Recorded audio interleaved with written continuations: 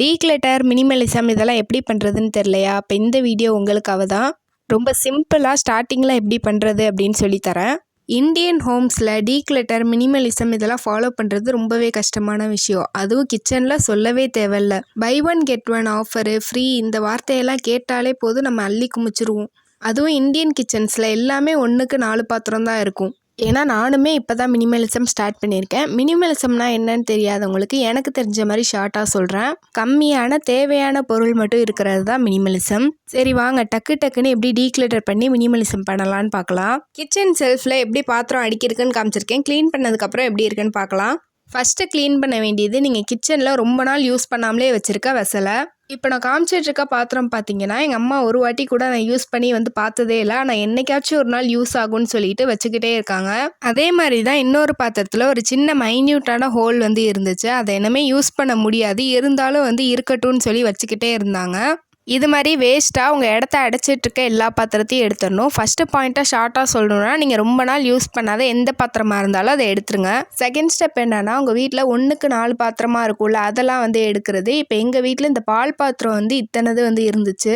2 மாடு கறந்தா கூட 2 பால் பாத்திரம் போதும். இதெல்லாம் அதிகமாக இருந்ததுனால அதை எடுத்தாச்சு. அதே மாதிரி இந்த டீ போடுறதுக்கான கைப்பிடி கோவலை இது 4 இருந்துச்சு. இத்தனது தேவையே படாது. இதுலேருந்து ஒன்றே மட்டும் எடுத்து வச்சுருக்கேன். இப்போ இது மாதிரி எக்ஸஸாக பாத்திரம் இருக்கும்போது நம்ம சிங்கில் அது விளக்க கடந்துச்சுன்னா விளக்க சோம்பேறி பட்டுட்டு அந்த இன்னொரு பாத்திரத்தை எடுத்து யூஸ் பண்ணுவோம். அப்போ நம்மளுக்கு வெசல் வாஷ் பண்ணுறது அதிகமாகும். இதே ஒரே ஒரு பாத்திரம் இருந்துச்சுன்னா அதை தான் வாஷ் பண்ணி யூஸ் பண்ணுங்கிற கட்டாயத்துக்கு வந்துடுவோம். ஸோ எக்ஸஸாக இருக்கிற எல்லா பாத்திரத்தையும் எடுத்துருங்க. எங்கள் வீட்டில் இது மாதிரி தான் ஒன்றுக்குள்ளார ஒன்று போட்டு வச்சு எல்லாமே எக்ஸஸாக தான் இருந்துச்சு.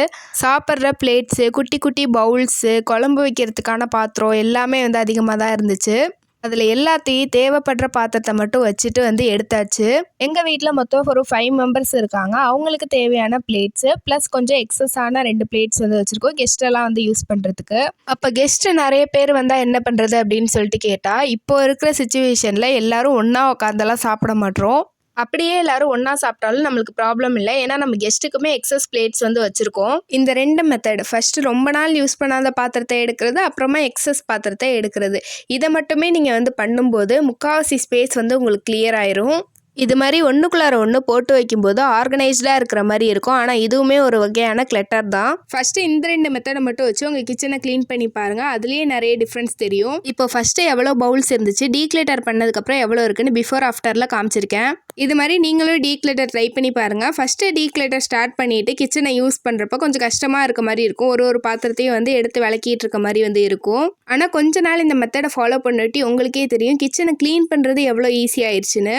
ஃபஸ்ட்டு இந்த 2 மெத்தடை ட்ரை பண்ணி பாருங்கள். பிகினர்ஸ்க்கு ரொம்பவே யூஸ்ஃபுல்லாக இருக்கும். அதுக்கப்புறம் போக போக வேறு எதெல்லாம் டீக்ளட்டர் பண்ணலாம் அப்படின்னு சொல்லிட்டு நெக்ஸ்ட் வீடியோவில் அப்லோட் பண்ணுறேன்.